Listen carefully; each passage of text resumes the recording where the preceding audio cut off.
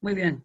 Bien, entonces, nada, darle las gracias a los participantes por conectarse una vez más a estas sesiones sobre ESI. El día de hoy es la presentación del libro escrito por Elizabeth Rivera y el profesor Carlos Casanova, Educación Sexual Integral, el nuevo opio del pueblo, las leyes de adoctrinamiento sexual. Escrito por los profesores a raíz, ¿no?, del proyecto de ley que además se vota mañana en la Cámara de Diputados. Así que eso nos reúne y darle las gracias a los autores y cederle la palabra a Elizabeth Rivera para que nos comente un poco sobre el contenido de este libro y la motivación que hay detrás para escribirlo. Elizabeth, por favor. Buenas tardes, ¿me escuchan bien?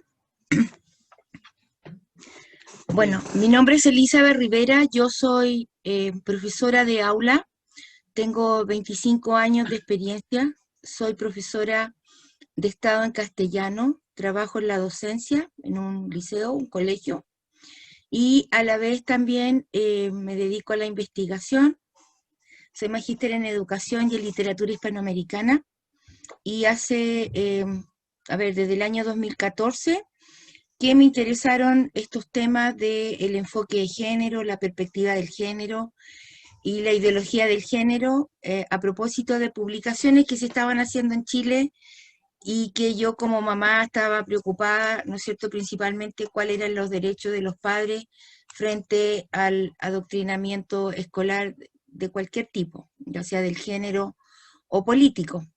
Y de ahí comenzó un arduo trabajo y nos encontramos con el tema de que nosotros habíamos vivido 40 años en una burbuja, pero que habían países como España y otros en Europa que llevaban muchos años con este tema, donde los padres cada día iban perdiendo paulatinamente sus derechos.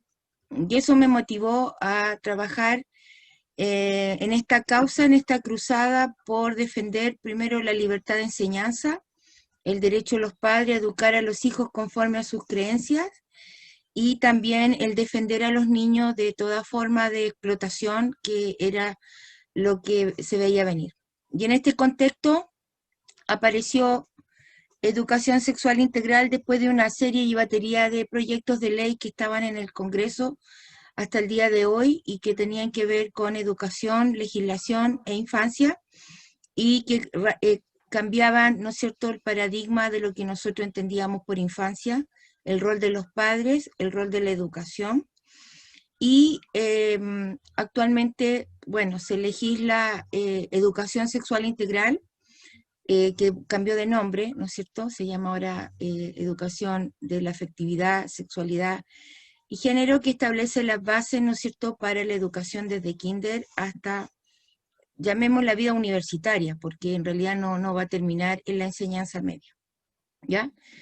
Y a propósito de esto, en el camino conocí a Carlos Casanova, el cual también estaba paralelamente en la misma cruzada, ¿no es cierto? Y un día nos topamos en una de las redes sociales y a mí me gustó mucho el discurso de él en cuanto a eh, que manejaba muy bien la teoría y la ideología de fondo, los orígenes, y comenzamos a trabajar juntos y vimos que podíamos unir tanto la teoría como la educación. Es decir, que la ideología del género no era solamente teoría, sino que tenía una bajada en la sala de clase y que estaba presente en este proyecto de ley de educación sexual integral. Las motivaciones del libro han sido principalmente mostrar en Chile que existe una ideología del género que nos ha costado mucho levantar, porque tenemos los medios de comunicación masivos en contra, tenemos una cultura que se ha ido paulatinamente desconstruyendo en conceptos como la familia, ser hombre, ser mujer. Ya hay generaciones de niños que paulatinamente están abrazando estas causas, ¿no es cierto?, y estas teorías científicas como son la del género como construcción cultural. se ha inoculado en los colegios mucho el tema, ¿no es cierto?, de la xenofobia, la homofobia, la transfobia. Por lo tanto, paulatinamente tenemos generaciones de niños que no se atreverían a levantarse críticamente sobre esta transformación cultural para no pecar de ser discriminadores. ¿Ya? En la adolescencia, los jóvenes con los que yo trabajo y que veo a diario, son jóvenes muy sanos de espíritu, ellos lo que menos querrían hacerle daño a nadie, menos discriminar a otro, por lo tanto el marxismo cultural ha inoculado y cambiado en cierta manera sus creencias, porque el ser fóbico significa tener casi ya una enfermedad mental, o sea, es casi ser una persona que merece ser reeducado en una clínica psiquiátrica.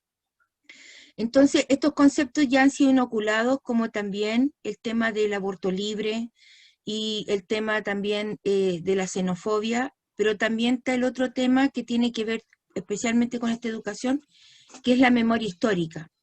Es decir, educación sexual integral es por una parte un modelo educativo que se basa en ciertas teorías que son acientíficas, y por eso lo llamamos como el nuevo opio del pueblo, porque no tienen una base científica, pero provocan un cambio cultural profundo, y son inoculados, ¿no es cierto?, a diario, en todo lo que nosotros vemos, tanto en la televisión, en el cine, en la literatura, y principalmente, ¿no es cierto?, en la educación misma, ¿ya?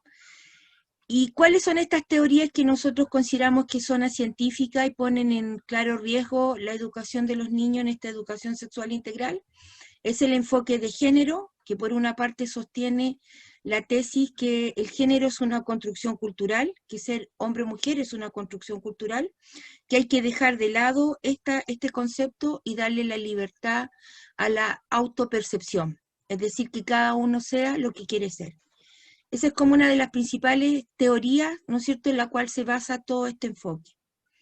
En el año 2010, la IPPF, ¿no es cierto?, con la OMS, escribieron un libro que se llama Los estándares de educación europeos, en los cuales establecen las directrices para Europa, y ellos dividen en distintas etapas la educación de los 0 a los 4, de los 4 a los 6, de los 6 a los 9, y de los 9 a los 12, y de los 12 hasta los 15 años. Y en cada etapa, ¿no es cierto?, primero parte de los 0 a los 4, que los niños tienen derecho al goce y al placer sexual, que tienen, ¿no es cierto?, derecho a autoexplorar su género, ya no son tratados como niños ni niñas, que a los 5 años pueden elegir lo que quieran ser. Paralelo a eso está también el tema de la motivación de las relaciones, y lo dice el libro textualmente, a tener, llamemos vínculos o relaciones afectivas con personas del mismo sexo.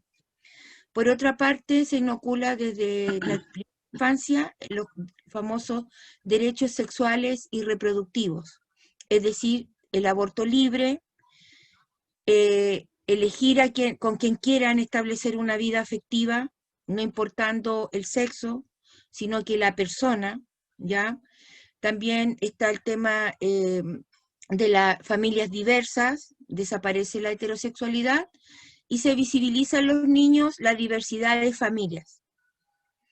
Luego vienen el tema, ¿no es cierto?, de que ya comienzan a hablar a muy temprana edad de las relaciones ya propiamente tal sexuales, o sea, es decir, se le habla explícitamente del sexo, del aborto, de los derechos sexuales y reproductivos, de la afectividad, que en el fondo, por esa razón, el proyecto de ley cambió de nombre, porque para ello es muy importante este derecho a la afectividad del niño, es decir, que tenga una relación con quien quiera ser. Y este libro de los estándares de educación europeos tienen dentro de su marco teórico a importantes, ¿no es cierto?, pedófilos, que el otro tema que tiene que ver con esta afectividad. Y estos estándares mencionan, por lo menos, está presente, ¿no es cierto?, las teorías de Alfred Kinsey, que sostenía que los niños tenían una vida sexual antes de nacer, una capacidad orgásmica igual que un adulto y podían tener una vida sexual igual que un adulto. Y estas teorías pasan, ¿no es cierto?, a ser políticas públicas, y por esa razón se habla, ¿no es cierto?, desde la primera infancia que al goce, al placer, a la masturbación y al autoexplorar su cuerpo. Por eso habla el proyecto de afectividad, habla palabras de que van a incorporar el autoconocimiento, refiriéndose, ¿no es cierto?, a estas teorías, ¿no es cierto?, que el niño hay que dejar esta visión como idealista y romántica, decía una feminista, de la infancia, sino que a los niños hay que darle derechos de los adultos, ¿ya? Por lo tanto, destruye lo que nosotros entendemos como infancia, porque la infancia nosotros la entendemos como sujeto de protección, que todos nosotros, y que los primeros protectores de los hijos somos los padres, ante cualquier, ¿no es cierto?, vulneración, o ante la sociedad, o ante la cultura, somos nosotros los que primeramente protegemos a los hijos, por ejemplo, contenidos que no son apropiados para su edad. Bueno, esta educación justamente pretende emancipar a los hijos de los padres desde muy temprana edad, basándose en teorías, ¿no es cierto?, como les señalaba, de referentes pedófilos, como Alfred Kinsey, que fue el primero en plantear en Estados Unidos estos derechos sexuales y reproductivos de los niños. Pero luego también tenemos a otros autores como Stanford, que menciona los estándares de educación europeos, el cual escribió un libro en el año 87 que decía Niños y contactos con hombres, ¿ya? En el cual, ¿no es cierto?, ellos comienzan con esta idea, y otro importante autor es, déjenme leerlo acá porque soy media ciega, de Jeffrey Wicks. ¿Y cuáles son los aportes de estas teorías? Es que ellos comienzan a correr la edad de consentimiento sexual de los niños. Entonces las dejan siempre en un limbo. ¿Cuál es la edad de consentimiento sexual? Entonces tenemos ahí un grave problema, porque muchos de estos teóricos, ¿no es cierto?, incluida Simone de Beauvoir, que es una de las principales referentes de esta educación, ¿no es cierto?, ella luchó por despenalizar la pedofilia en Francia, ¿no es cierto?, junto a Sartre y otros teóricos, justamente hablando de estos conceptos de que existe una edad de consentimiento, que estas teorías, ¿no es cierto?, abrirían la puerta a justamente eso, a la pedofilia, es decir, a normalizar las relaciones que en otros países ya se habla abiertamente intergeneracionales, y que serían las relaciones entre niños y adultos. Por una parte, ¿no es cierto?, esas es a lo que se refiere el libro, a explicar estos estándares europeos, este modelo de educación que tiene este proyecto que se tramita en Chile, que ahora, ¿no es cierto?, le han incorporado estos conceptos de afectividad, de autoconocimiento. Tiene varios enfoques, bueno, dos enfoques: el enfoque género, que es más o menos lo que hemos explicado, pero también el enfoque de los derechos humanos, que también se refiere el libro. Y en este enfoque de los derechos humanos es abiertamente el llamado a los niños y adolescentes a abrazar todas las causas del marxismo cultural. En el fondo lo que pretende es convertir a los niños en activistas de estos nuevos derechos humanos. Y la ONU a eso le llama un voluntariado. En todos los países, ellos, a través de la educación, de los textos de estudio, de enlaces y de muchos talleres que ingresan a los colegios, tanto el LGTBI, los feministas, anarquistas, ellos plantean, ¿no es cierto?, abrazar todas estas causas. Es decir, que los alumnos, así como nosotros vimos la destrucción del Instituto Nacional y vimos el INBA, ¿no es cierto?, cómo también entraban ciertos grupos a llamar al anarquismo, aquí tendríamos que entender que a futuro esto sería en todos los colegios de Chile, porque educación sexual integral sería obligatoria para todos los colegios reconocidos por el Estado, es decir, está hablando de los subvencionados, de los municipales y de los particulares pagados. Entonces, a futuro nosotros tendríamos activistas del aborto libre, en los mismos colegios, y los colegios pasarían a ser plataformas políticas, ¿no es cierto?, de todas estas causas, de tener meeting, ¿no es cierto?, reuniones, conversatorios, participar de marchas, que es lo que señala otro libro también relacionado con estos temas, que es Un Solo Currículum, también escrito en el año 2010 para Latinoamérica. Y ahí abiertamente se habla de otro concepto que es el advocacy. Y el advocacy es el llamado, ¿no es cierto?, a los adolescentes, a los niños, a unirse a estas causas a través de las manifestaciones, a través de la presentación a los parlamentarios, a través de marchas, de manifestaciones, de escribir a los parlamentarios, para lograr, por ejemplo, ¿qué cosa? El aborto libre, matrimonio igualitario y todos estos derechos sexuales y reproductivos que reconoce, ¿no es cierto?, o que quiere imponernos la ONU, la OMS, y PPF especialmente. Porque una vez que se instala esta educación en los países, y PPF, bueno, junto con instalar sus clínicas abortivas, también instala sus clínicas de hormonización, como está ocurriendo en México y como ya ocurre en Argentina.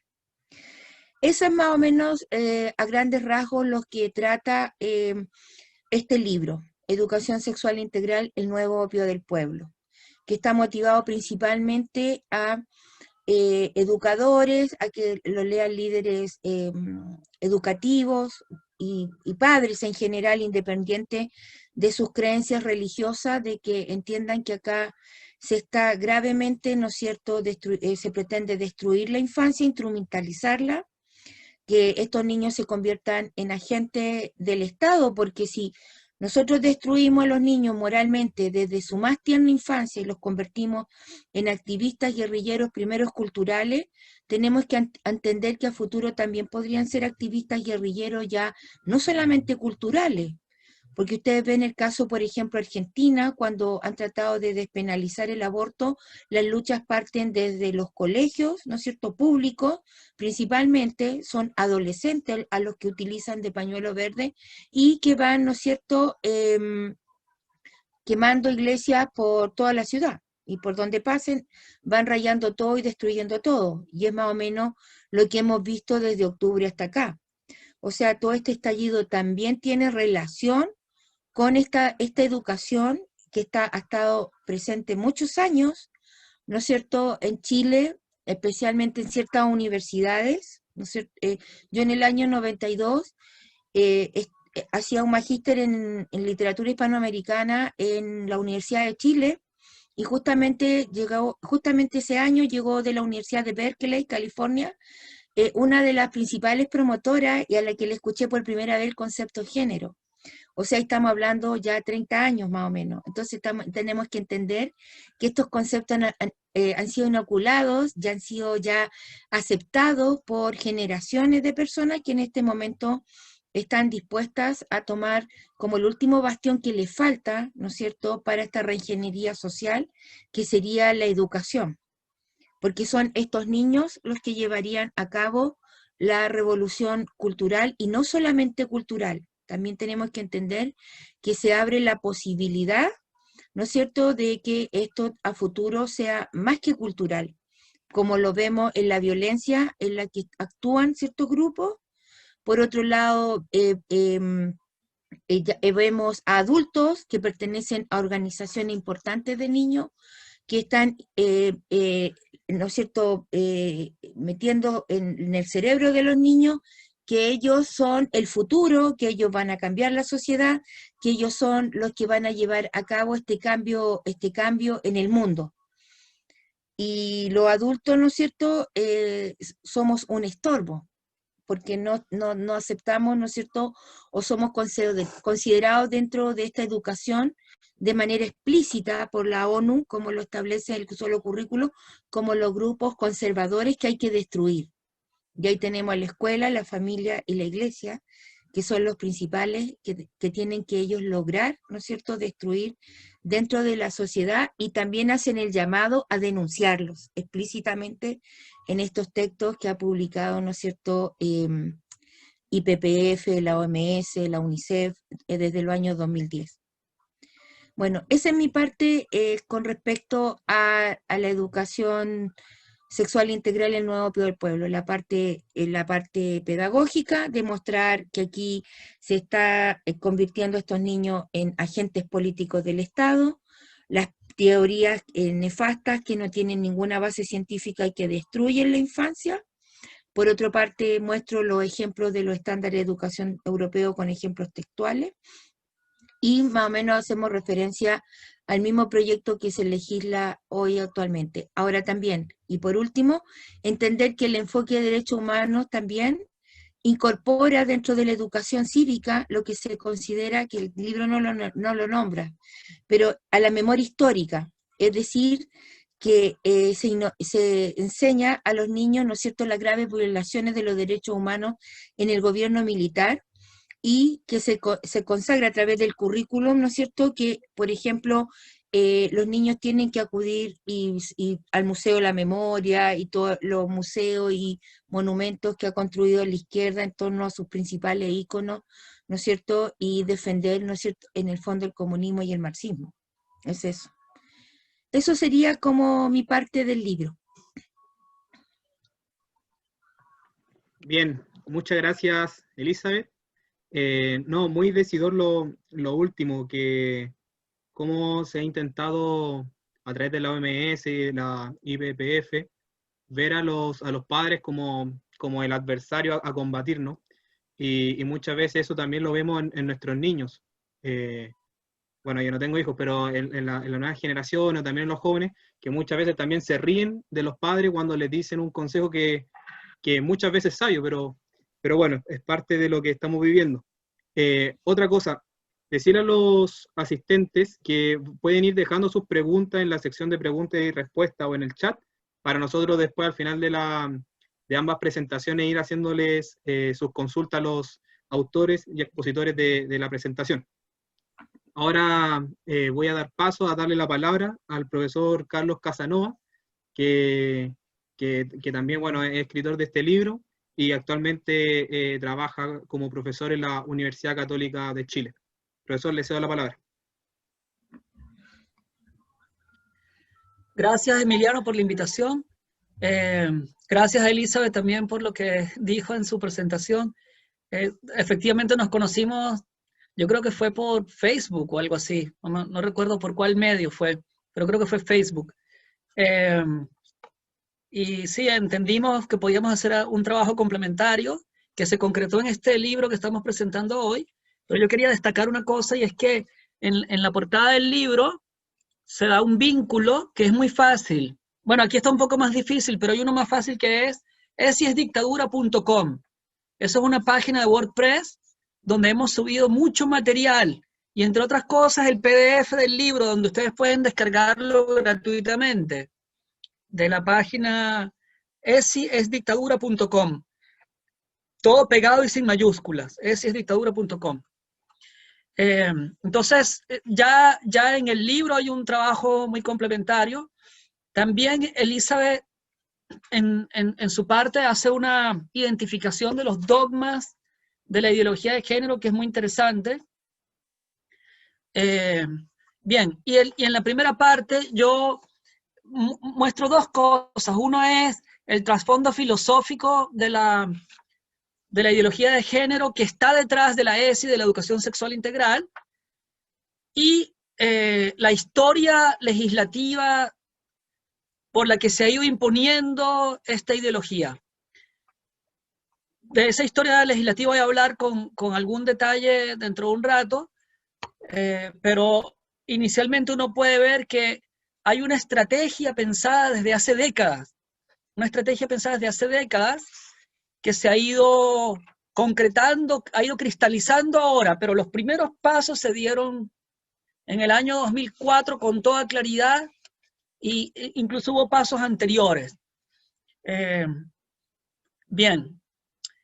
Entonces, ¿cuál es el trasfondo filosófico de la ideología de género que a su vez está detrás de la Ley de Educación Sexual Integral, que ahora tiene otro nombre, Ley de Educación en la Sexualidad, Afectividad y Género, en todos los establecimientos educativos reconocidos por el Estado? Algo así es el título de la ley que se va a discutir mañana. Bien, las filosofías que están detrás, en mi opinión, son principalmente el neomarxismo y la perspectiva de género. Entonces, sobre el neomarxismo yo hago acá un resumen, un pequeño resumen sobre cómo y por qué está detrás de esta ideología, lo voy a decir brevemente, y sobre el género hago una genealogía del término, que me parece interesante y también voy a resumir brevemente. Entonces, sobre el marxismo y el neomarxismo, lo que muestro es que, en primer lugar, el marxismo desde su inicio tuvo como uno de sus objetivos centrales la abolición de la familia. La abolición de la familia. Y además, la abolición de la familia estaba conectada desde el inicio con una guerra contra el cristianismo. ¿Por qué? En el texto más escalofriante en esta dirección de Karl Marx, que está en las tesis sobre Feuerbach, él dice lo siguiente, él dice que Feuerbach hace una crítica muy acertada de la religión, diciendo que Dios es una proyección de todo lo noble que hay en el ser humano. Pero esa crítica se queda corta. Y él dice, si nosotros queremos realmente abolir la religión, tenemos que abolir el modelo secular que se proyecta al cielo ideal. Y voy a poner un ejemplo, dice él, la Sagrada Familia. La Sagrada Familia es la proyección al cielo ideal de la familia humana. Pero si nosotros queremos acabar con la Sagrada Familia, o sea, con el cristianismo, Jesús, José y María, lo que nosotros tenemos que hacer es abolir el modelo secular que se proyecta al cielo ideal. Es decir, tenemos que abolir la familia humana. Para abolir la familia como una parte del cristianismo, hay que abolir la familia humana.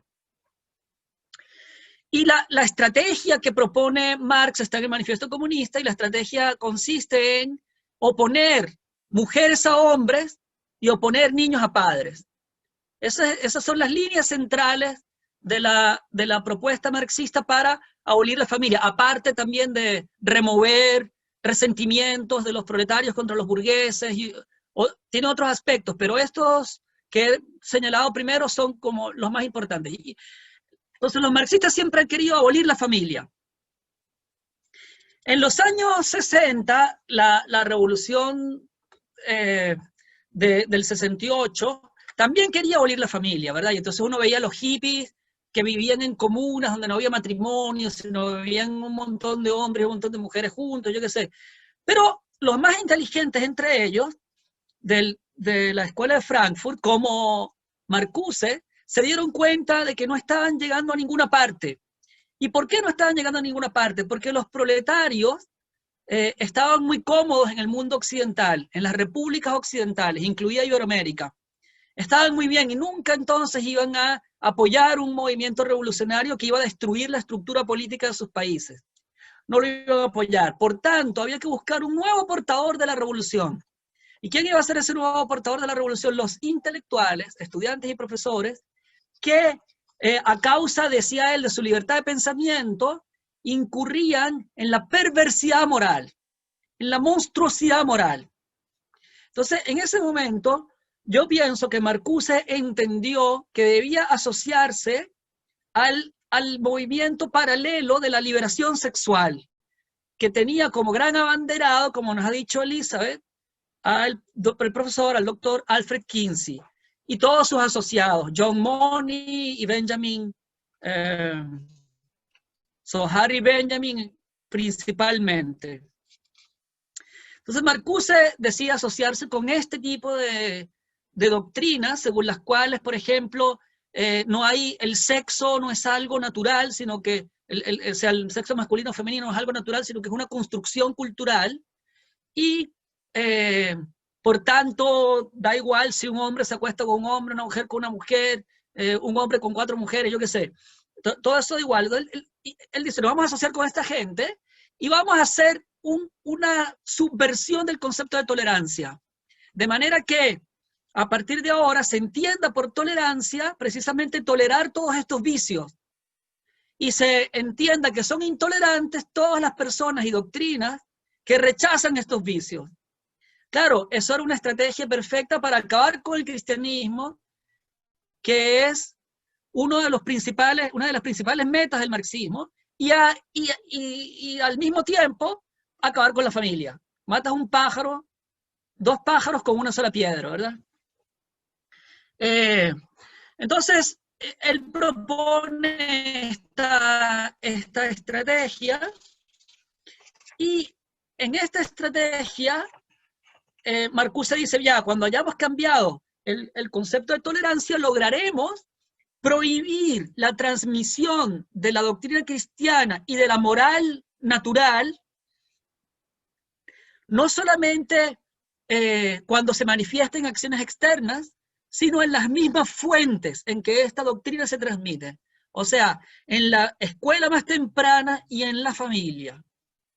Ese es el propósito de Marcuse. Lo escribe en el libro 5 y reeditó en el 68 como un postscriptum llamado Tolerancia Represiva. ¿Se escucha? ¿Se escucha bien? Porque no te oigo, Emiliano.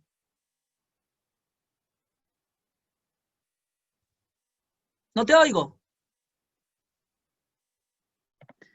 No, le digo que se puso lento 20 segundos.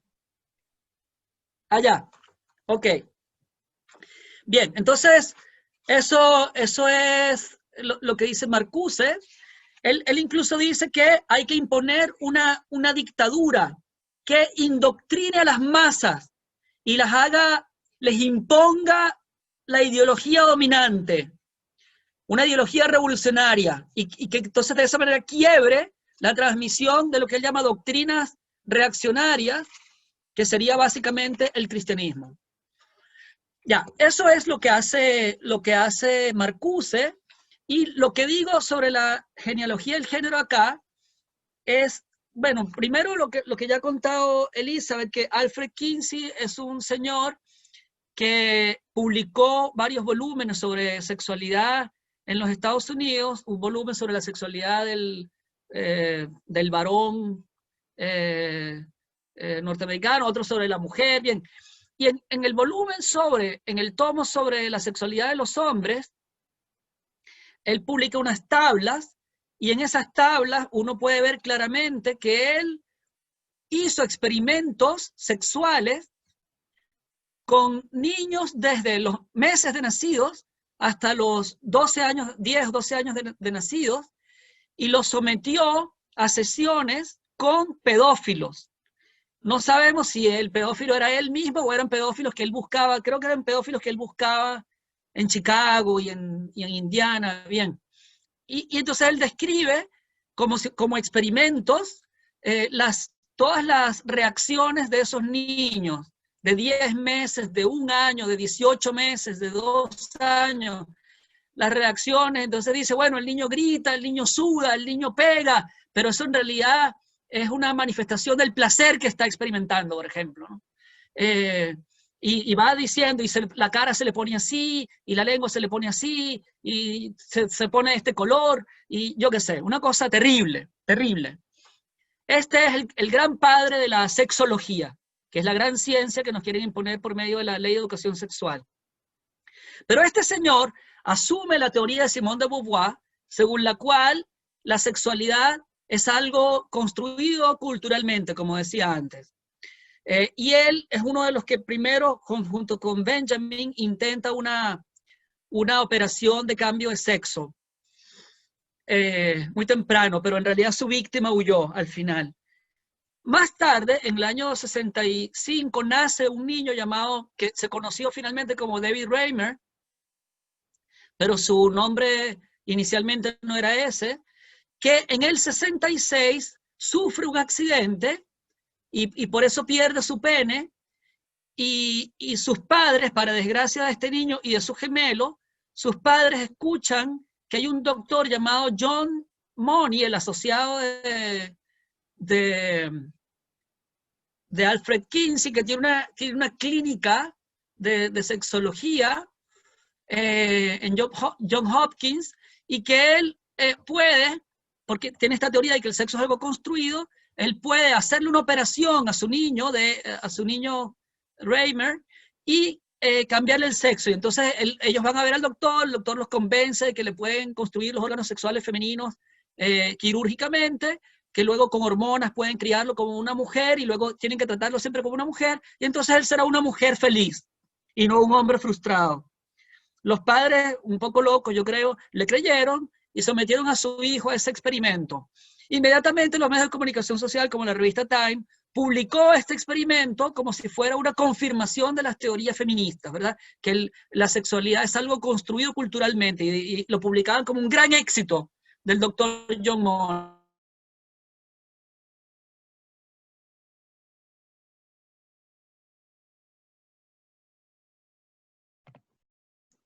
Ahí se nos fue el profesor. Profesor. Pero lo cierto es que el niño... Hola, ahora estoy de vuelta. Sí, ahí sí. Sí, fueron 5 segundos. ¿Cuándo me fui? 5 segundos antes. Ya, entonces, estaba diciendo que John Money convenció a los papás, ¿me oyeron eso? De hacerle una cirugía al niño, poner órganos femeninos, se lo criaban como una niña, iba a ser feliz, los medios de comunicación lo aplaudieron, pero lo cierto es que este niño, por ejemplo, o sea, nunca se comportó como una niña, incluso se negó a orinar sentado, él orinaba de pie, a pesar de que le habían puesto una supuesta vagina, él orinaba de pie, no sabía, nadie le había dicho que él era un niño, sin embargo se comportaba como un niño, ¿ya? Esto era tan marcado que cuando llegó a la adolescencia, el doctor Money les dijo a los papás que la única manera de hacer que este niño fuera una niña normal, o sea, que fuera, era que tuviera actividad sexual como mujer. Entonces los convenció de que tuviera relaciones sexuales con su gemelo. Y así lo hicieron. Pero ni aún así el niño se comportaba como niña. Entonces ya no sabían qué hacer. Fueron a otro médico finalmente, cuando ya tenía 14 años, y el otro médico les dijo, mire, ustedes tienen que decir la verdad a este niño y dejarse de manipular a este pobre niño. Entonces le dijeron la verdad y el niño se roció de benzina y se prendió fuego. Pero, bueno, por providencia divina no murió, lo salvaron. Luego siguió vivo hasta que en el año 2004, si no recuerdo mal, o por ahí, 2006, se suicidó. Y su hermano, su gemelo, se había suicidado 2 años antes. Ese es el gran éxito del experimento en que se basa la teoría de género. Ahora, ningún medio de comunicación social ha publicado después el verdadero resultado del experimento, porque esta ideología se puede sostener solamente por la manipulación de la información a que nos someten los medios de comunicación social y los promotores de esta ideología, ¿ya? Y también por la violencia, por la coacción. Ok, entonces esto se explica en el libro. Y luego, en cuanto a la legislación, yo lo que digo es, hago una revisión rápida de cómo se ha ido cambiando el ordenamiento chileno.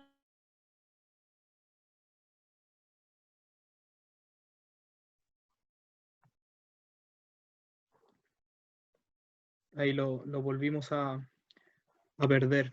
Lo voy a escribir por WhatsApp.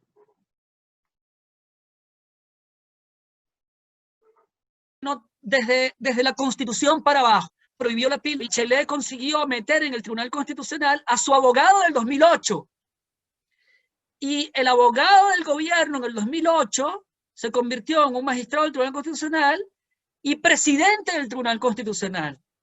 Después Piñera metió a una magistrada, que es Brahms, ¿verdad?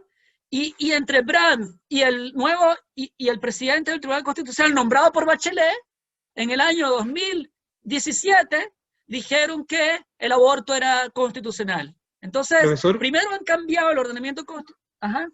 Disculpe que le interrumpa, ¿nos podría repetir la idea de Bachelet? Que justo se cortó cuando cambió de tema hacia Bachelet. Sí. Ya, que Bachelet en el año 2008, el Tribunal Constitucional anuló las normas sobre la píldora del día después, ¿verdad? Que ya había las normas administrativas. Entonces, ¿qué hizo ella? Primero, presentó un proyecto de ley que resultó aprobado por el Congreso en desacato del Tribunal Constitucional, pero segundo, introdujo en el Tribunal Constitucional como magistrado al abogado del gobierno en el 2008, y ese señor fue después presidente del Tribunal Constitucional y fue el ponente en el pleito sobre el proyecto de ley de aborto. Él fue el ponente, el abogado de Bachelet en el 2008. Y además, Piñera, que apoyó el proyecto de ley en el 2008, en desacato del Tribunal Constitucional, o les dijo a los parlamentarios de la alianza que no se opusieran, que podían no oponerse, a pesar de que el Tribunal Constitucional había decidido que eso era inconstitucional. Piñera nombró una magistrada llamada Abrams que votó en favor del proyecto de ley de aborto. Entonces había una subversión del orden constitucional. Pero aparte de eso, en el 2004 se introduce la ley de divorcio, después se introduce la ley y se aprueba la ley Zamudio, que es la preparación para perseguir a los que no estén de acuerdo en el futuro, ¿verdad? Después se introduce y se aprueba la ley de aborto, después la ley de género, después antes Bachelet ha acabado con los colegios subvencionados, ¿verdad? Ya no pueden cobrar nada, dependen enteramente del gobierno, pierden.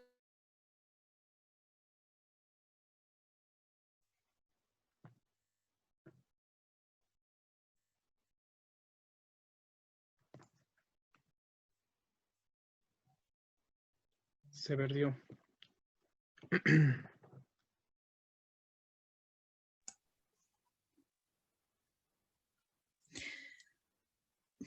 Profesor. Bueno, a ver, Carlos.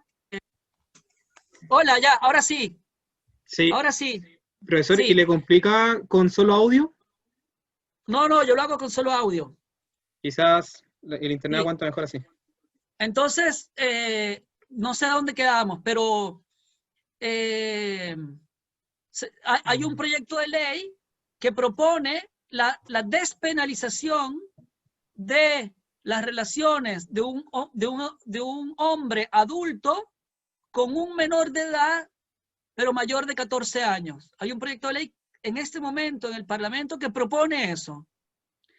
Entonces, ha habido una completa subversión del orden legal chileno y, digamos, algunos de los últimos pasos sobre este proyecto de ley de educación sexual integral que está ahora en el Congreso, que se va a discutir mañana, sobre el que podemos hablar más en el tiempo de preguntas, y el proyecto de ley de garantías de la niñez.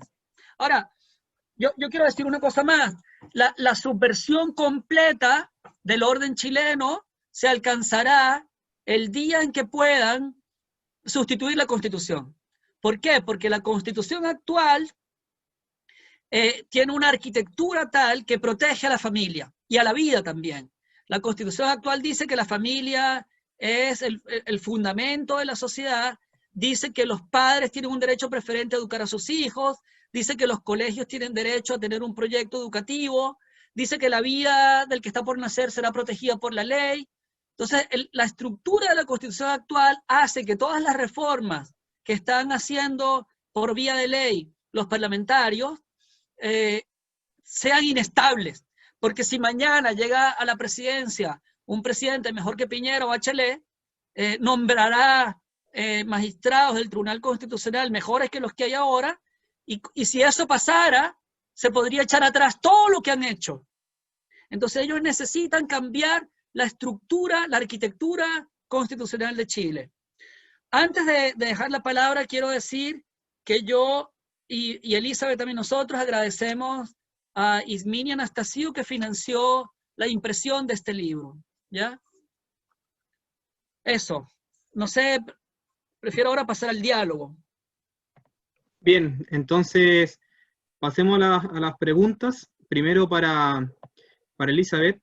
Si es que conoce colegios donde ya se haya aplicado de alguna forma esta modalidad y de qué manera, ¿no? yo sé que usted tiene una experiencia con respecto a eso y si nos podría contar cuánto ya ha entrado un poco esta ideología en los colegios. Bueno, la ideología ha entrado dependiendo de la comuna, un poco en el término de los colegios municipales, de la comuna, un poco también de la ideología que tenga el alcalde y de la presión que hagan las organizaciones, ¿no es cierto?, en pro de todo esto, de todos estos supuestos nuevos derechos humanos, llamémoslo así. Yo trabajo en un colegio particular pagado y hace un año atrás me acuerdo que el gobierno emitió una circular que decía que todos los colegios tenían que tener educación sexual, pero de acuerdo a la legislación vigente. En la actualidad existe la educación sexual, especialmente en la enseñanza media, que tiene que ver con una ley de salud que fijó primero, segundo medio para esta educación, que tenía que ser en prevención de los embarazos no deseados y de la enfermedad de transmisión sexual especialmente. Y eso se hace muchas veces en ciencia o en orientación. Y que esta circular decía que además se tenía que respetar los proyectos educativos de los colegios y el derecho preferente de los padres, que siempre ha sido como las dos indicaciones que va todos los proyectos relacionados o toda la orientación del ministerio hasta hace poco tenían esa línea, ¿ya? De respetar los proyectos educativos y sobre todo las creencias de los padres. Pero el año anterior, en el 2017, el CPIP había llamado a una capacitación masiva de profesores, psicólogos y personas que se dedicaran a la educación en torno a educación sexual integral. Entonces muchos psicólogos participaron de esas capacitaciones. Entonces actualmente sucede en los colegios que muchos de los psicólogos que están que se dedican, ¿no es cierto?, a dar estos apoyos psicológicos, a veces psicopedagógicos, tienen como estas teorías del género. Entonces me pasó a mí en mi colegio que un día nos llamaron a una capacitación, o sea, no siendo ley todavía, ni siendo reconocidos como pretenden ellos como un derecho al niño, a una capacitación de educación sexual integral, no de educación sexual, sino de educación sexual integral. Y ahí me encontré con todas las teorías que acaba de explicar Carlos.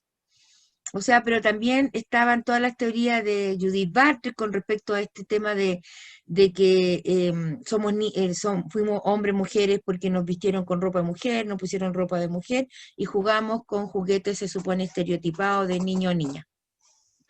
Eso lo vi textualmente, lo escuché, ya no analicé la experiencia internacional, sino que lo vi en vivo y en directo en mi colegio. Ahora, yo me he dedicado por mucho tiempo a dar charlas a profesores, a iglesias, a apoderados, y he conocido distintas experiencias. Por ejemplo, como ramo propiamente tal, como asignatura propiamente tal, o no lo he escuchado todavía que sea algo como propio del colegio, ¿ya? Sino que he escuchado que hay docentes que dependiendo de sus creencias es lo que enseñan en el aula. Como también una vez una niña me contaba de tercero medio que su profesora de filosofía la obligaban a escribir ensayos sobre el aborto libre, y como el trabajo era con nota, o sea, había una coerción sobre ella, y ella, aunque le explicaba sus creencias, la profesora no respetaba sus creencias. También he escuchado testimonios de personas que me han contado que en ciertos colegios municipales del área sur de Santiago han entrado a darle charlas supuestamente de derechos humanos, y en realidad lo que estos talleres, lo que han enseñado que el sexo anal, oral, vaginal es normal, y que las enfermedades de transmisión sexual, las cifras que dicen los medios no son ciertas. Esos son los casos que yo he conocido. Pero yo sé que hay comunas que, por ejemplo, los alcaldes son comunistas, progresistas, y han tratado, ¿no es cierto?, de meter estos temas de la identidad de género en los kinder, libros, ¿no es cierto?, que hablan, ¿no es cierto?, de esta liberación sexual desde la primera infancia. eso depende, pero hay colegios que ni siquiera conocen estos temas, y ese es un tema importante porque, o sea, justamente el arma más importante que tiene en este momento el neomarxismo es la ignorancia de las personas. O sea, eso es lo que con más cuentan, que todos somos ignorantes, desde los parlamentarios, los directores de colegio, los profesores, los apoderados, todos somos ignorantes ante este tema. O sea, esa es su mayor arma en la cual ellos perfectamente pueden, como dijera yo, lograr sus objetivos. Porque ningún director de colegio podría negarse a las órdenes o directrices que le da el Mineduc, al menos que haga desobediencia civil. Entonces, ahí hay un tema, porque si se reconoce en la ley como un derecho al niño, cambia inmediatamente de estatus la educación sexual integral. O sea, ¿cómo sacamos eso después de nuestros colegios? Y es un tema, pero la pregunta que va a abogar, o sea, yo digo, depende de la comuna, ¿no? Hay colegios donde estos temas ni siquiera se conocen, o sea, nadie sabe de lo que existe una ideología del género. No, depende del alcalde, del sostenedor, del profesor que esté delante de la sala de clase. Sí. Profesor Carlos, aquí le voy a hacer dos preguntas que yo creo que se pueden unir. Una es de Viali Paredes, que pregunta, ¿dónde podemos encontrar los documentos que expresan estas aberraciones con los niños de meses con los pedófilos? Y otra pregunta hace Gabriela Valenzuela, que dice, ¿cómo pueden reconocer como relevante a estas personas como Monsi, 15 y otros? Eso, Sí. ¿cómo pueden ganar tanta relevancia a algo tan grave? El libro de 15 sobre la sexualidad masculina está en internet, lo pueden buscar. Y ahí están las tablas. En las tablas del libro de 15 sobre sexualidad masculina, ustedes pueden ver lo que él dice sobre los niños pequeños. Ahora, una profesora israelí llamada Judith Reisman,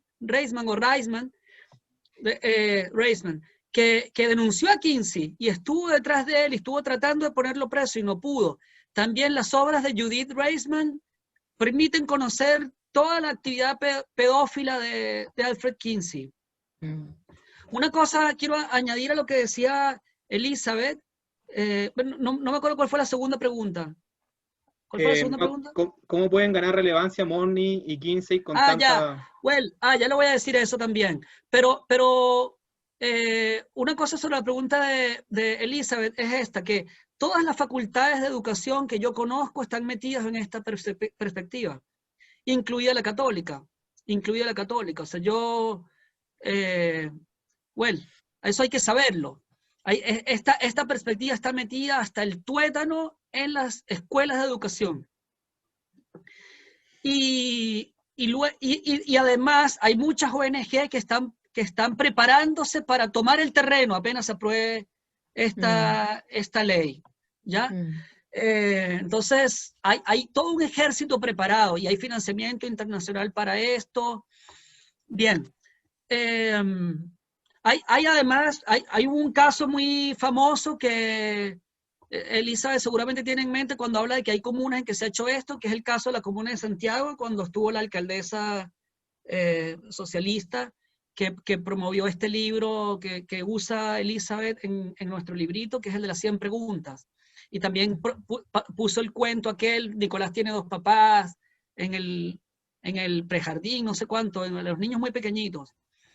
O sea, ha habido experiencias anteriores y hoy en día muchos colegios privados son hostigados por el Ministerio de Educación en relación con la educación sexual.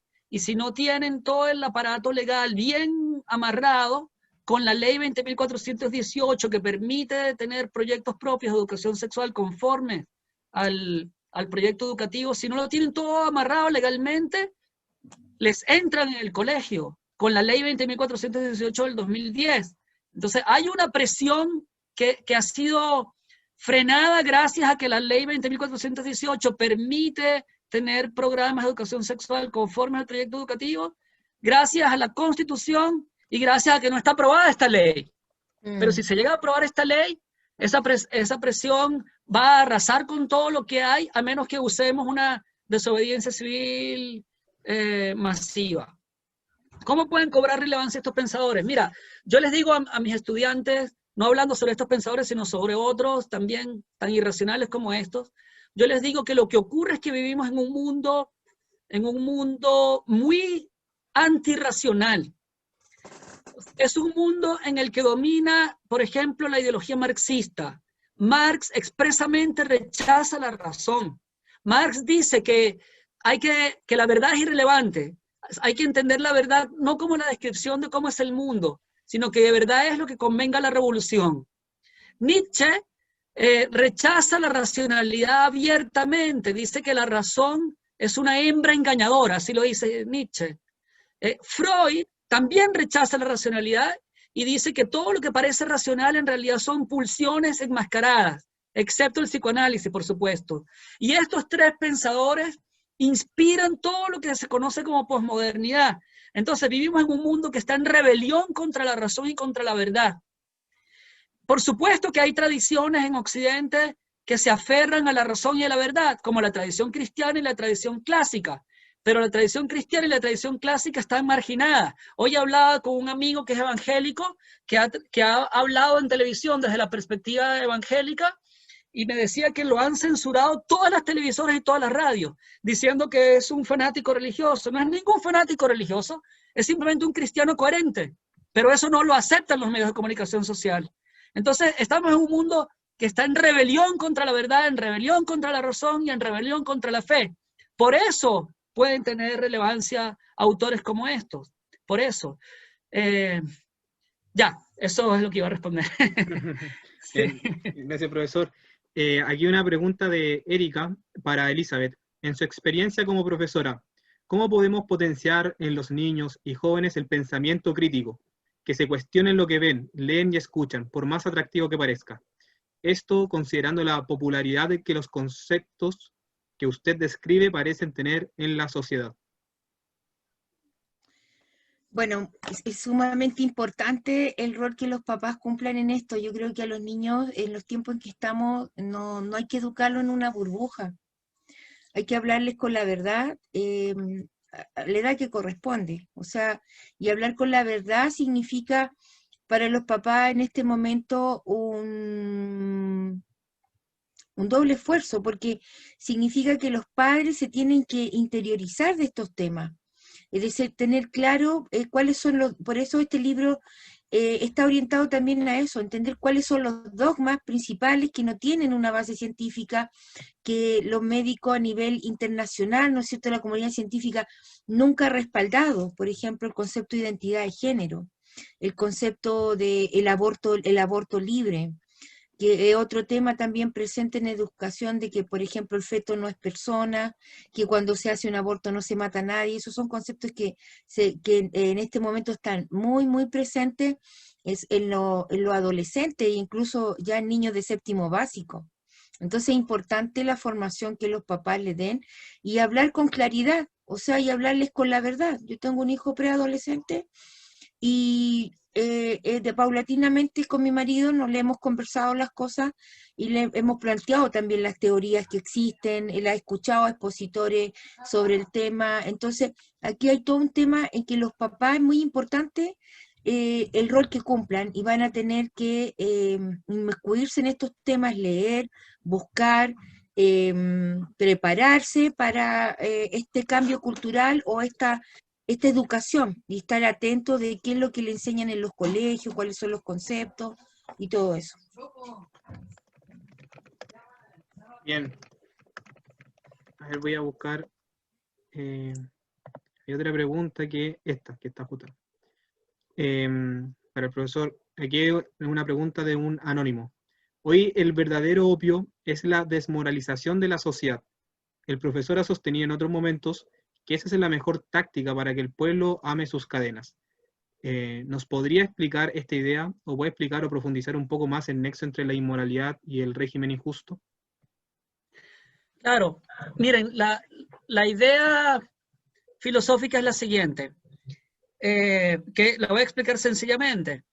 Cuando una persona tiene el poder, y si tiene un poder muy grande, un poder absoluto, el único freno que se le puede oponer a esa persona es la verdad moral.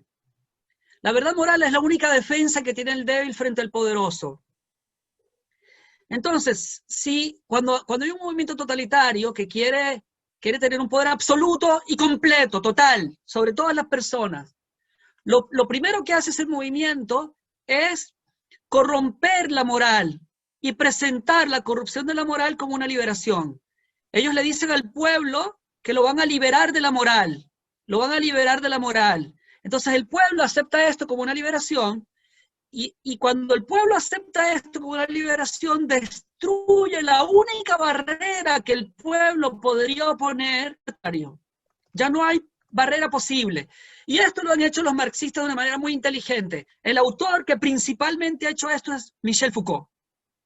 Michel Foucault presenta la verdad como un medio de opresión, cuando es todo lo contrario. Yo me acuerdo, voy a contar una anécdota rapidito y con eso acabo para que pase otra pregunta, pero yo, no voy a decir otra cosa después rápidamente. Me acuerdo que en un congreso de filosofía, una profesora habló sobre Hesíodo, Trabajos y Días. Y entonces decía que Hesíodo era un tipo cruel que postulaba una verdad porque él quería imponer esa verdad y de esa manera dominar a todos los griegos con la verdad que había en Trabajos y Días y tal. Cuando ella acabó, yo le dije, profesora, era una argentina. Yo le quiero preguntar algo. ¿Qué Hesíodo leyó usted? Porque el Hesíodo que yo conozco es un Hesíodo que tenía un hermano llamado Perseo, ¿verdad? Que era amigo de la oligarquía de la ciudad en la que vivían y que por eso le había robado a Hesíodo todo. Entonces Hesíodo escribe Trabajos y Días para mostrar que le había impuesto a su hermano un poder arbitrario, pero que la verdad de Zeus condenaba ese abuso y que la única protección que él tenía entonces era la protección de la verdad de Zeus. Entonces, ¿cómo va a decir ella que Hesíodo era un tipo cruel que con la verdad quería oprimir a los otros? Es todo lo contrario, es todo lo contrario. Por eso Lenin decía, que también va en la línea de quien hizo la pregunta, Lenin decía, corrompe la moral de un pueblo y este caerá como un fruto maduro en tu mano. Entonces, cuando el poder totalitario gobierna un país, quiere corromper la moral para poder gobernar sin límites. Y cuando es un poder extranjero, como China, por ejemplo, quiere corromper la moral para que el país no tenga defensa frente a el ataque que pueda ser ideológico ese otro país, ¿verdad? Esa es la idea. Eso. Para la profesora Elizabeth de Gabriela, me parece que los abuelos están más preocupados que los padres. ¿Ustedes tienen contacto, comunicación con padres pendientes de este tipo de educación y preparándose para impedirla? Si es que Elizabeth nos puede comentar un poco cómo es la situación, cómo ve usted de las personas con respecto a la ley ESI, si es que están despertando, si es que no, si es que nos puede comentar un poco de eso.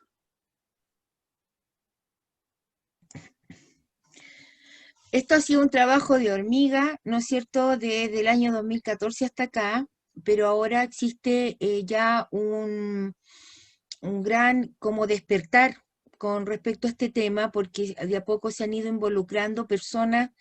Al principio era como más un tema asociado a personas con creencias religiosas, ¿no es cierto?, que veían en esta teoría un tema anticristiano principalmente. Pero ahora estos temas ya han sido abordados por personas que incluso no tienen creencias religiosas, pero que ven en esto claramente una dictadura, que ven a una infancia en riesgo, ¿no es cierto?, y que ven inmediatamente el tema de la libertad de enseñanza en peligro. Entonces esto lo han visibilizado a través de sus canales de YouTube, a través de programas a través del Twitter, a través de las redes sociales, por lo cual ha habido un gran despertar.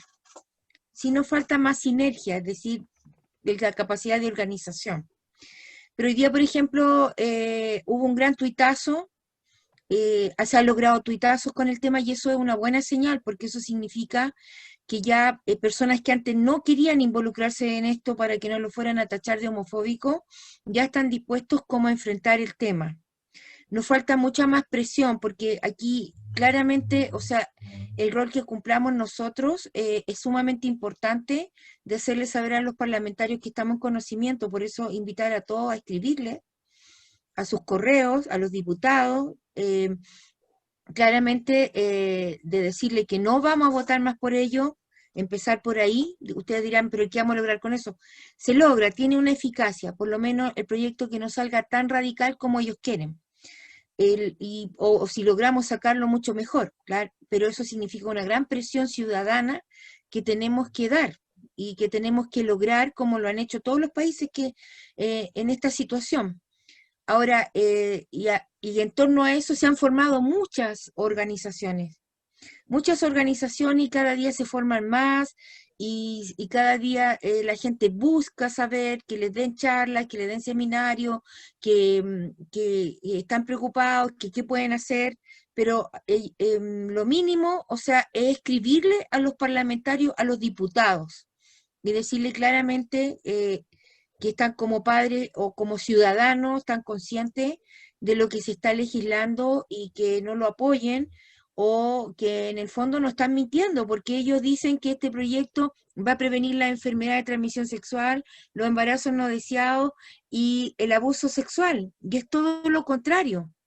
Es todo lo contrario. Esta educación donde se ha impuesto en Europa, en Estados Unidos, ha sido nefasta, o sea, lo que menos tiene de prevención.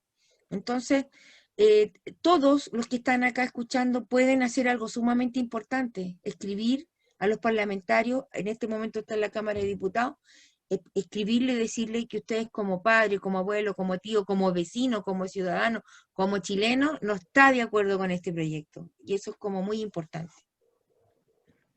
Gracias, Elizabeth. Y sobre lo que respondía también nosotros, aquí Kevin, que es el quien está administrando el Zoom ahora, mandó también un mensaje largo donde se dice cómo se puede mandar un mensaje a los diputados para que voten en contra. Lo pueden encontrar en el chat. Si van subiendo, lo van a encontrar. Bien, pregunta para el profesor de Erika, que aquí hay dos personas más que escribieron algo similar, así que se incluye. ¿Qué escenario podríamos enfrentar en el caso de aprobarse la idea de cambiar la Constitución, considerando que la Carta Fundamental actual establece el derecho preferente de los padres a educar a sus hijos? ¿Qué tan expuestos quedarían los niños si se cambia ese derecho constitucional?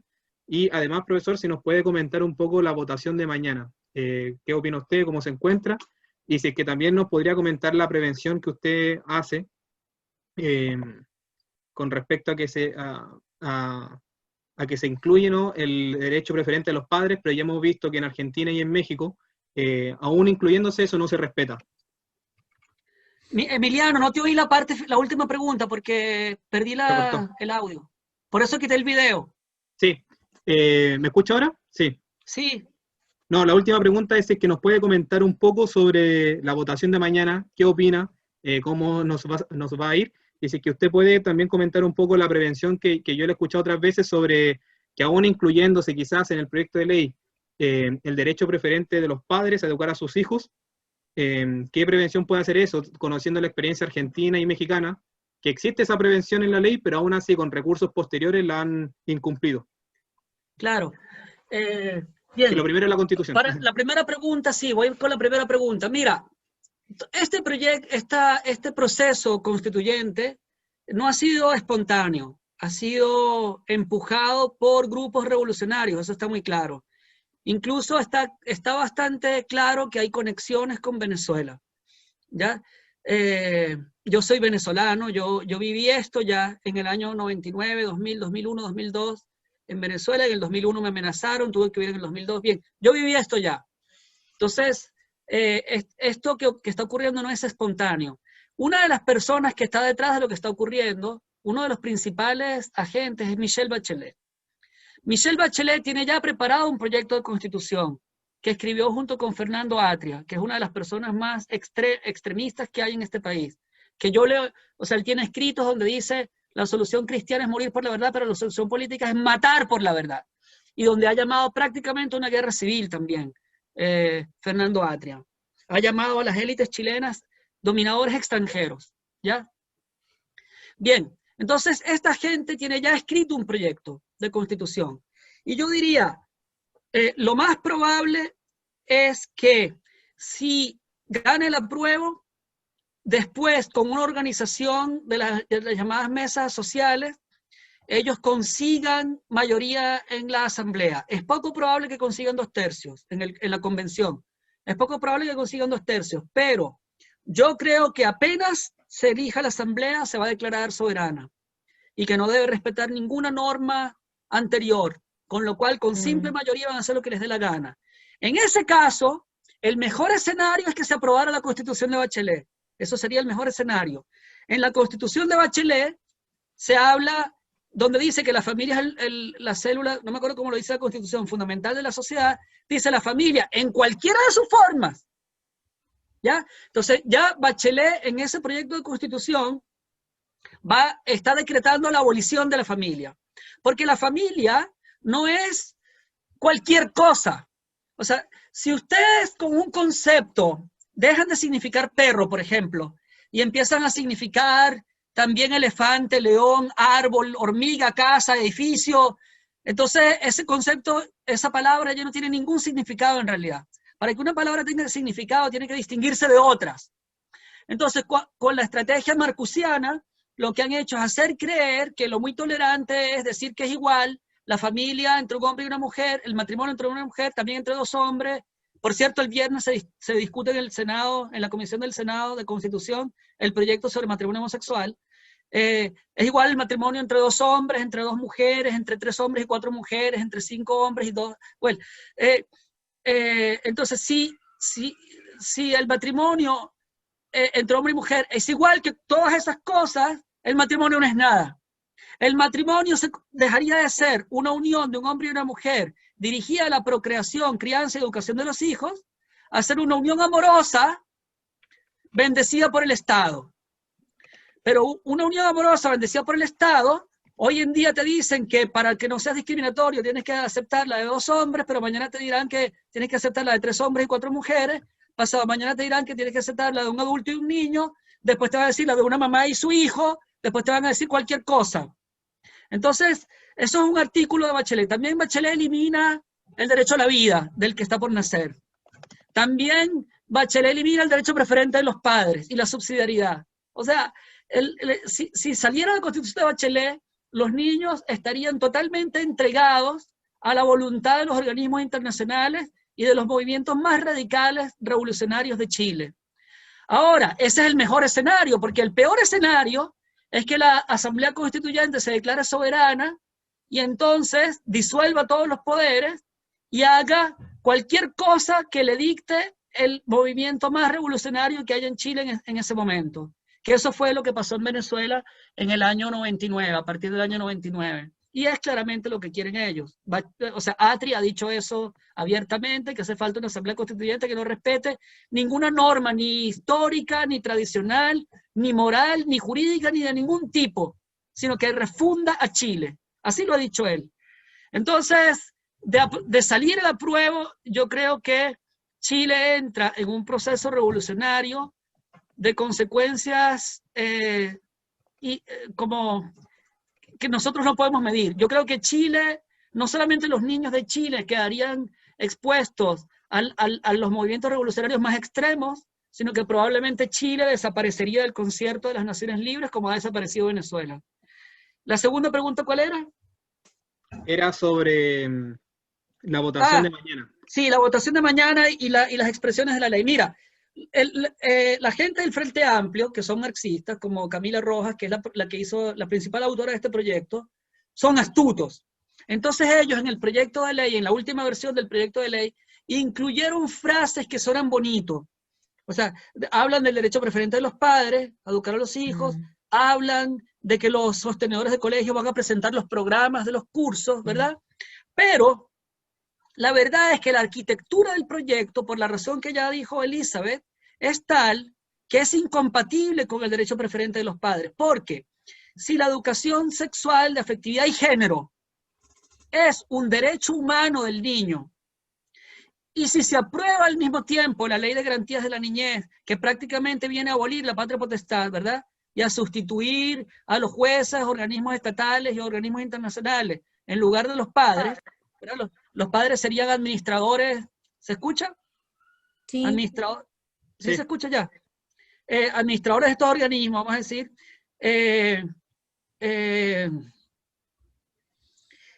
con esa arquitectura del proyecto, el derecho preferente de los padres, aunque se mencione, desaparece. Eso es una cosa. Otra cosa es lo que decía Emiliano. En Argentina se consagró el derecho preferente de los padres, pero entonces poco a poco, o el derecho de los colegios a tener proyecto educativo, más bien, pero poco a poco se va instalando el sistema, y una vez que esté totalmente instalado y formada toda la estructura, entonces con una reforma de la ley, quitan el derecho a tener un proyecto propio, y ya, como ya tienen toda la estructura montada, inmediatamente introducen a todos los niños en esta estructura. La otra cosa, lo que dice el proyecto, que el sostenedor podrá hacer su propio programa, lo dice así, pero dice conforme a todo lo establecido en esta ley. Y lo establecido en esa ley son unos objetivos que incluyen, entre otras cosas, que, por ejemplo, que la educación sexual que se va a dar desde el preescolar, y se va a dar conforme a la edad.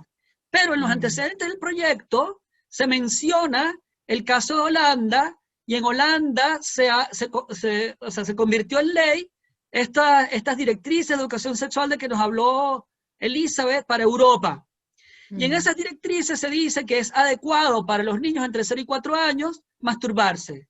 Para los niños entre 6 y 9 años hacer juegos de médicos desnudos y tocarse mutuamente. Para los niños entre 7 y 9, observar sexo con penetración. Para los niños entre 12 y 15, otras cosas, bien.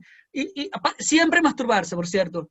Y entre 15 y 18, que Elizabeth no incluyó eso en nuestro libro, pero entre 15 y 18, según la OMS, los niños tienen que comenzar a tener sexo heterosexual, después oral y después anal, todos.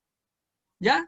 Entonces, la ley suena bonito, dice, no, la educación va a ser conforme a la edad, pero como remite a la OMS, conforme a la edad significa esto que estoy diciendo. Entonces, lo otro es, dice, los niños tienen que ser educados en una sexualidad libre.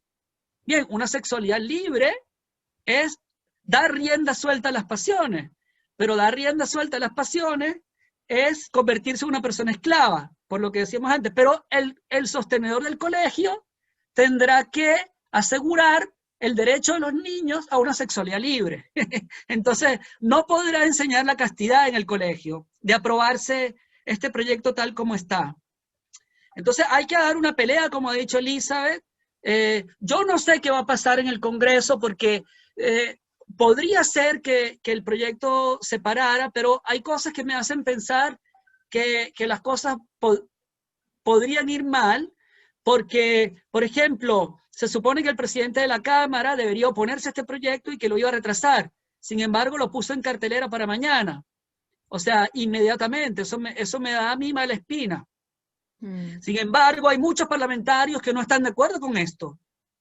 Entonces, la batalla aquí, yo creo, va a consistir en hacer ver a los parlamentarios que todas estas frases que trae el proyecto, que parecen consagrar el derecho preferente de los padres y el derecho del sostenedor a hacer su programa, etcétera, están vacías, son frases vacías, a causa de la arquitectura del proyecto, a causa de su conexión con el proyecto de ley de garantías y a causa de su conexión con los documentos internacionales. Eso es lo que Disculpa, ¿puedo agregar un tema? Que también el proyecto señala que el Mineduc tiene que establecer objetivos transversales, o sea, es decir, en toda la asignatura sería tratado la educación sexual integral, o sea, ¿en qué momento el padre podría objetar, ¿no es cierto?, si está de acuerdo o no con los contenidos? Que ese otro tema. Exacto. Esa estructura del proyecto hace imposible el PIN parental, porque los padres no pueden decir, yo no quiero que mi niño entre al curso de educación sexual, porque no va a haber un curso de educación sexual, sino que en el curso de matemáticas va a haber unos módulos de educación sexual, en el curso de lenguaje va a haber unos módulos de educación sexual, y el proyecto en esto remite a la experiencia argentina. Y si ustedes leen la experiencia argentina, que el propio proyecto resume, es una cosa escalofriante, porque la arquitectura nuevamente de la experiencia argentina es la de Shulamith Firestone, es decir, es la concepción de que la educación sexual es el centro de la cultura. Entonces, desde la educación sexual, tendente a producir una sociedad socialista lesbiana. Dentro de la educación sexual, desde la educación sexual, mejor dicho, hay que revisar las bases de toda la civilización. Entonces, el lenguaje, la enseñanza del lenguaje tiene que ser repensada a la luz de la educación sexual, la enseñanza de la matemática tiene que ser repensada a la luz de la educación sexual, la enseñanza de la educación física tiene que ser repensada a la luz de la educación sexual. Recuerda el proyecto positivista de Augusto Comte que se llevó a cabo en Latinoamérica de una manera muy extrema. Recuerda eso, solo que esto es infinitamente más loco que Augusto Comte. Una cosa totalmente loca. Sí. Sí. Bien, entonces, ahora, bueno, la última pregunta para cada uno, en honor al tiempo, y ya con esto yo creo que abordamos todas las preguntas. Bueno, de un anónimo. Elizabeth, usted habló que los padres deben hablar con la verdad y enseñarles las cosas a sus hijos tal como son, pero hoy en día vivimos en una sociedad en la que los padres muchas veces son ausentes. Teniendo esto en cuenta, ¿qué rol debemos tomar los profesores cuando vemos que los padres muchas veces son ausentes? Y también sé que usted puede comentarnos cómo ve el panorama de la votación de ESI, un poco. Ya. Bueno, el tema del rol de los profesores es sumamente complejo porque estamos en una situación de... los profesores no podemos hacer proselitismo de ningún tipo. O sea, y los profesores tenemos como el deber moral de aceptar a nuestros alumnos las condiciones que lleguen. Y a eso me refiero, que incluye su orientación sexual, incluye su diversidad en todas las formas. Entonces, muchas veces nosotros también somos su papá, su mamá, su amigo, su psiquiatra, su psicóloga, su enfermera, su hermana, su prima, somos toda la vida de ellos en algunos casos. Entonces, el rol de nosotros es aceptarlos, quererlos, ante todo, que sientan que existe alguien en el mundo que sí los va a cuidar, que sí se va a preocupar por ellos, de apoyarlos, de quererlos, porque en este momento estamos en una situación entre los niños y los adolescentes muy compleja a causa de la pandemia, del encierro, pero también hace mucho tiempo que está esta idea de la idea suicida, de la idea de la crisis de pánico, que ha generado, ¿no es cierto?, un poco la educación actual de la jornada completa, ¿ya?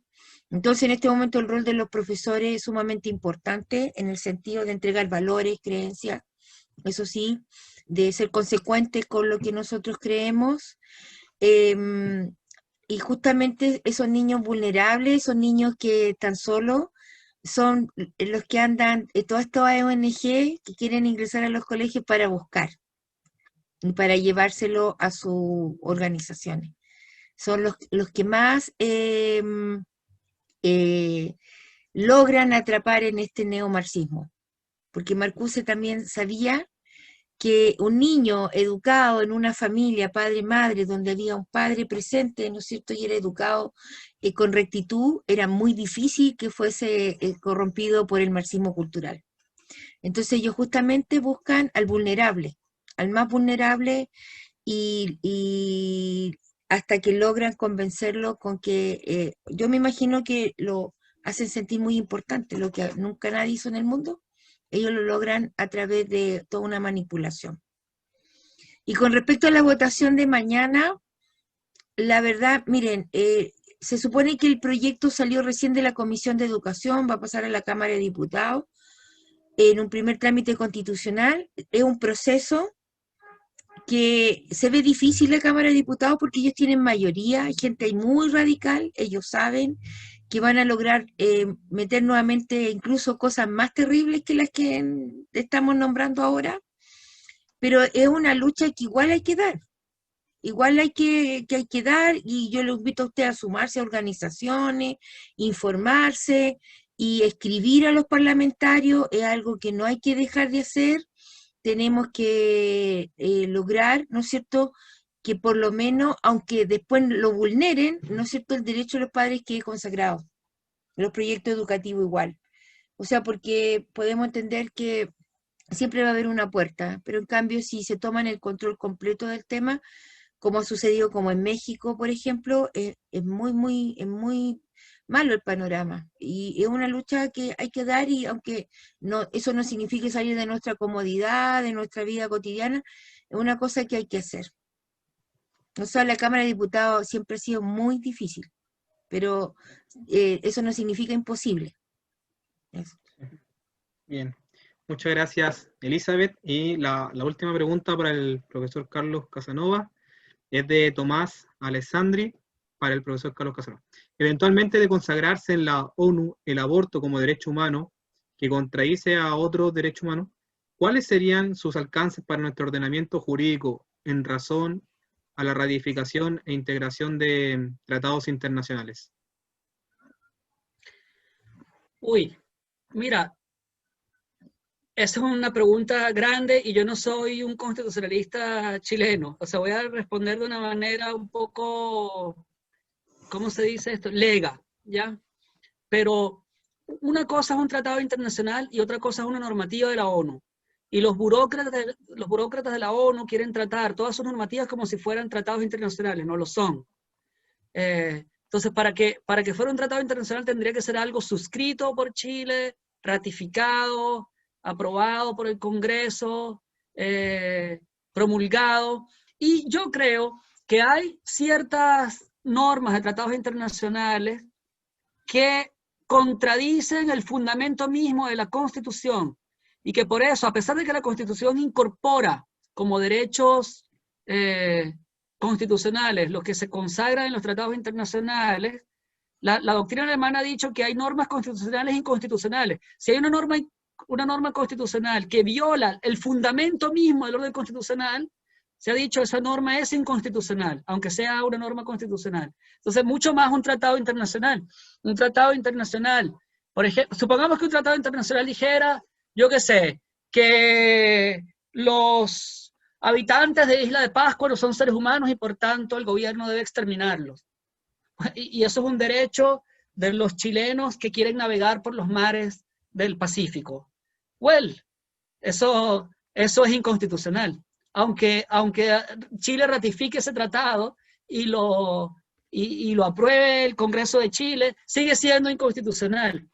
O, si quieren, miren, después de la Segunda Guerra Mundial, se juzgó a los criminales de guerra nazis, a los criminales nazis, no solamente de guerra, que habían cumplido las leyes del régimen nazi, pero habían cometido crímenes contrarios al derecho natural.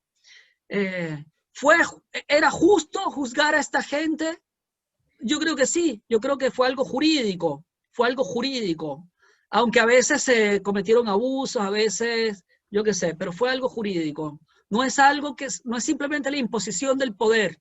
La justicia puede exigir eso. Bueno, mucho más, mientras exista un orden constitucional, pueden unos jueces sensatos decir esto, aunque sea un tratado ratificado y aprobado por un Congreso, si hubiera jueces sensatos podrían decir, esto no es derecho en Chile, esto no es derecho en ninguna parte del mundo, y nunca será derecho además, nunca será derecho, porque matar a un inocente directamente siempre será un crimen, aunque una ley diga que no es un crimen, sigue siendo un crimen.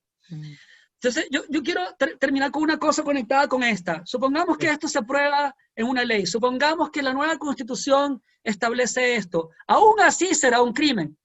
Sexualizar a un niño pequeño, eso es abuso sexual de menores, eso es corrupción de menores. Y lo será aunque esté consagrada una ley, aunque esté consagrada una Constitución. Entonces nosotros tendremos el deber de proteger a los niños chilenos contra cualquier tiranía que pretenda imponer esto. Entonces, aunque se aprobara, nosotros tenemos que saber que el lobby que está detrás de esto es una minoría ínfima. Camila Rojas salió con menos de 14.000 votos, menos de 14.000 votos, y nos quiere imponer a todos los chilenos esta locura. Entonces, si eso se llegara a aprobar, yo creo que los padres chilenos tendrían que organizarse y hacer una desobediencia civil organizada, sistemática y masiva. Y si se puede conseguir apoyo de otro tipo en organismos estatales diferentes del Congreso, habrá que buscarlo y habrá que buscar apoyo para que apoyen la desobediencia civil organizada, masiva, etcétera, lo que dije antes. Y aunque se aprobara esto, nosotros tendríamos la obligación de enseñar a los niños la castidad. Nosotros tenemos que saber, siempre digo esto, pero es que yo creo que hay que repetirlo, que todo esto, toda esta campaña por la supuesta tolerancia es una mentira, es una guerra contra la castidad. No tiene nada que ver con la tolerancia, nada que ver. Entonces nosotros tenemos que volver a la convicción de que tenemos que vivir la castidad, que es una virtud cristiana, pero es una virtud humana también. Platón enseña la castidad en el libro 8 de las leyes, léanlo los que quieran, 838, 841 de las leyes de Platón, del libro 8. Entonces, nosotros tenemos que vivir la castidad y tenemos que saber que nada tiene que ver ni con la tolerancia ni con el amor, toda la retórica del lobby homosexual. Ellos no aman a los homosexuales, eso es mentira. Por eso es que ellos han perseguido, por ejemplo, a toda persona que ha, por ejemplo, recapacitado y ha querido vivir una sexualidad conforme a la naturaleza, lo han perseguido.